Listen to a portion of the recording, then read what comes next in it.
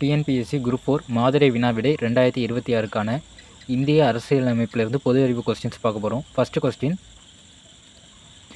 அரசமைப்பு தினம் கொண்டாடப்படும் நாள் எது அப்படின்னு கேட்டிருக்காங்க. இதற்கான சரியான விடை எது அப்படின்னு பார்த்தீங்கன்னா நவம்பர் 26. அப்போ தான் வந்து அரசமைப்பு தினம் கொண்டாடப்படுகிறது. அரசமைப்பு சட்டத்தை அரசியல் நிர்ணய சபை ஏற்றுக்கொண்ட ஆண்டு எது அப்படின்னு பார்த்தீங்கன்னா அரசியல் நிர்ணய சபை அரசமைப்பு சட்டத்தை வந்து எந்த சபை ஏற்றுக்குன்னா அரசியல் நிர்ணய சபை வந்து 1949 ஏற்றுக்கிறாங்க. அப்போ ஆப்ஷன் டிங்கிறது கரெக்டான விடை. அரசியல் நிர்ணய சபையோட தலைவர் யார் அப்படின்னு பார்த்தீங்கன்னா ஆப்ஷன் ஏ ராஜேந்திர பிரசாத். இந்திய அரசமைப்பு சட்டத்தின் தந்தை என போற்றப்படுபவர் யார் அப்படின்னு கேட்டிருக்காங்க. இதற்கான சரியான விடை எது அப்படின்னு பார்த்தீங்கன்னா டாக்டர் B.R. அம்பேத்கர். இவர் தான் அரசமைப்பு சட்டத்தின் தந்தை.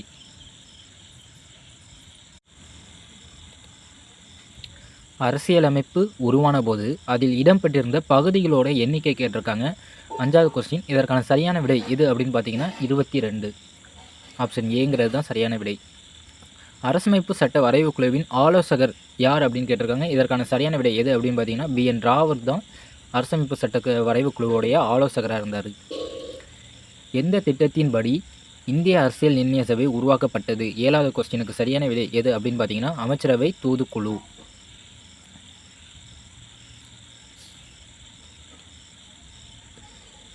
அரசமைப்பு நிர்ணய சபையின் மொத்த உறுப்பினர்களின் எண்ணிக்கை எவ்வளவு அப்படின்னு பார்த்தீங்கன்னா 8வது கொஸ்டினுக்கு option A 389. Match the following. 9வது கொஸ்டின் பாருங்கள். சுதந்திர தினம் எல்லாருக்குமே தெரியும், ஆகஸ்ட் 15. ஆப்ஷன் ஏ சுதந்திர தினம் ஆகஸ்ட் 15.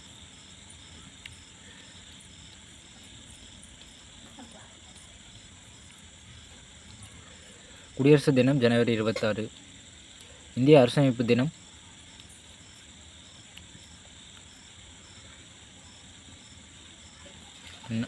நவம்பர் 26. அனைவருக்குமான கல்வி உரிமை ஏப்ரல் 1. அப்போ பிங்கிறது ஆன்சர். இந்தியாவிற்கென ஒரு தனி அரசமைப்பு வேண்டும் என்ற கருத்தை முதலில் முன்வைத்தவர் யார் அப்படின்னு பார்த்தீங்கன்னா ஆப்ஷன் ஏ M.N. ராய். இவர் தான் வந்து இந்தியாவிற்கென ஒரு தனி அரசியலமைப்பு வேண்டும் என்ற கருத்தை ஃபஸ்ட்டாக முன்வைக்கிறாரு. ஆகஸ்ட் சலுகை அறிவிக்கப்பட்ட ஆண்டு எது அப்படின்னு பார்த்தீங்கன்னா ஆப்ஷன் ஏ 1940. அரசமைப்பு நிர்ணய சபையில் பெண் உறுப்பினர்களுடைய எண்ணிக்கை எவ்வளவு அப்படின்னு பார்த்தீங்கன்னா ஆப்ஷன் ஏ 15 உறுப்பினர்கள். அரசமைப்பு சட்ட வரைவு குழுவின் தலைவர் யார் அப்படின்னு பார்த்தீங்கன்னா சட்ட அமைப்போட வரைவு குழுவின் தலைவர் ஆப்ஷன் ஏ B.N. ராவ்.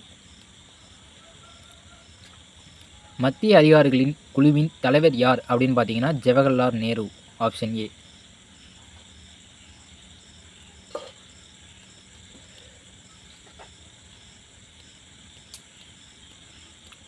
வங்காளத்தின் முதல் கவர்னர் ஜெனரல் யார் அப்படின்னு பார்த்தீங்கன்னா 15வது கொஸ்டினுக்கு சரியான விடை வாரன் ஹேஸ்டிங்ஸ் பிரபு. இவர் தான் வந்து வங்காளத்துடைய முதல் கவர்னர் ஜெனரல்.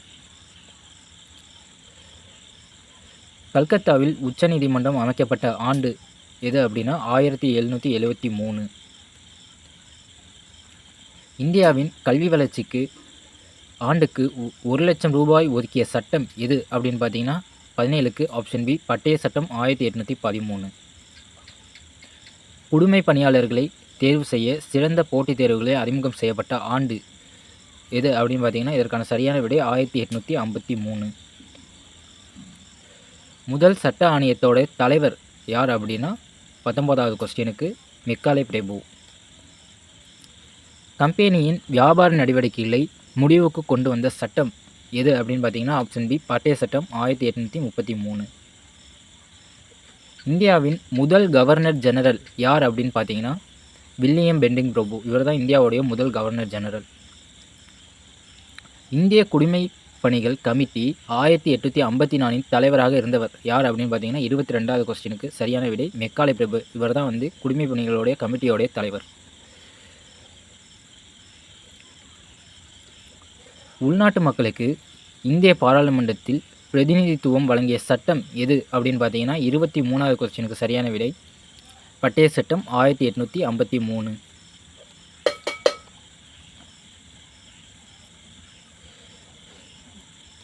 இந்தியாவின் முதல் அரச பிரதிநிதி யார் அப்படின்னு பார்த்தீங்கன்னா 24வது கொஸ்டினுக்கு ஆப்ஷன் ஏ கானிங் பிரபு. இவர் தான் இந்தியாவுடைய முதல் அரச பிரதிநிதி.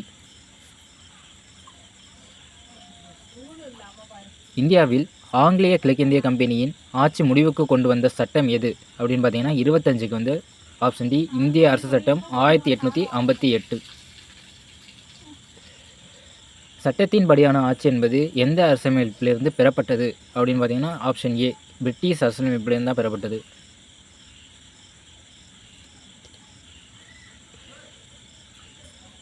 அரசியலமைப்பு நிர்ணய சபையின் பிராந்திய அரசியலமைப்பு கமிட்டியின் தலைவராக இருந்தவர் யார் அப்படின்னா சர்தார் வல்லபாய் பட்டேல். இவர் தான் வந்து அரசியலமைப்பு நிர்ணய சபையின் பிராந்திய அரசியலமைப்பு கமிட்டியின் தலைவராக இருந்தார்.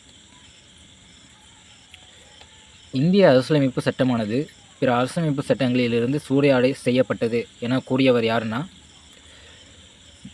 Doctor B.R. அம்பேத்கர். இவர் தான் வந்து இந்திய அரசியலமைப்பு சட்டம் வந்து பிற அரசியலமைப்பு சட்டத்திலிருந்து சூறையாடி செய்யப்பட்டது அப்படின்னு சொல்கிறாரு. 29வது கொஸ்டின் 1861ஆம் ஆண்டு இந்திய கவுன்சில் சட்டம் பற்றி சரியான விடையை தேர்ந்தெடுக்கவும் அப்படின்னு கேட்டிருக்காங்க. இதற்கான சரியான விடை வந்து அனைத்துமே சரி. பம்பாய் மதராஸ் மாகாண சட்டமன்றங்களில் சட்டமன்ற உரிமை திரும்பி அளிக்கப்பட்டது. இலாக்கா ஒதுக்கீடு முறை அவசர சட்டம் பிறப்பிக்க வைஸ்ராய்களுக்கு அதிகாரம் அளிக்கிறது. இது எல்லாமே 1861ஆம் ஆண்டு இந்திய கவுன்சில் சட்டத்தில் வந்து நடைமுறைப்படுத்தப்பட்டது. தனித்தொகுதி முறையின் தந்தை என்று அழைக்கப்படுபவர் யார் அப்படின்னு பார்த்தீங்கன்னா 30க்கு வந்து மீண்டோ பிரபு. 31வது கொஸ்டின் வைஸ்ராயின் நிர்வாக குழுவின் சேர்த்து கொள்ளப்பட்ட முதல் இந்திய சட்ட உறுப்பினர் யார் அப்படின்னு பார்த்தீங்கன்னா சத்யேந்திர பிரசாத் சிங்கா. இவர் தான் வந்து வைஸ்ராயின் நிர்வாக குழுவின் சேர்த்து கொள்ளப்பட்ட முதல் இந்திய சட்ட உறுப்பினர்.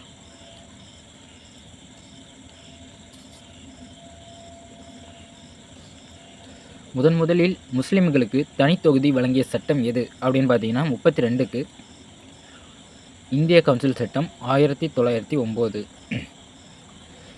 முதலில் வைஸ்ராயின் நிர்வாக குழுவில் இந்தியரை சேர்த்துக்கொள்ள அனுமதித்த சட்டம் எது அப்படின்னு பார்த்தீங்கன்னா 33க்கு பி இந்திய கவுன்சில் சட்டம் 1909.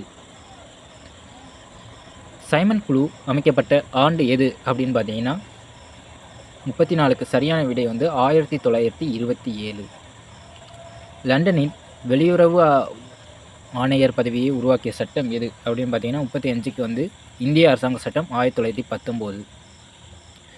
இந்திய அரசாங்க சட்டம் 1919 சீக்கியர்களுடன் தனி தொகுதிகள் யாருக்கு அளித்தது அப்படின்னு பார்த்தீங்கன்னா 36க்கு மேற்கண்ட அனைத்தும். இந்தியர்கள் வந்து கிறிஸ்தவர்கள், ஆங்கிலேய இந்தியர்கள், ஐரோப்பியர்கள் இவங்க எல்லாத்துக்குமே 1919 சீக்கியர்களுக்கு தனி தொகுதி அளித்துச்சு.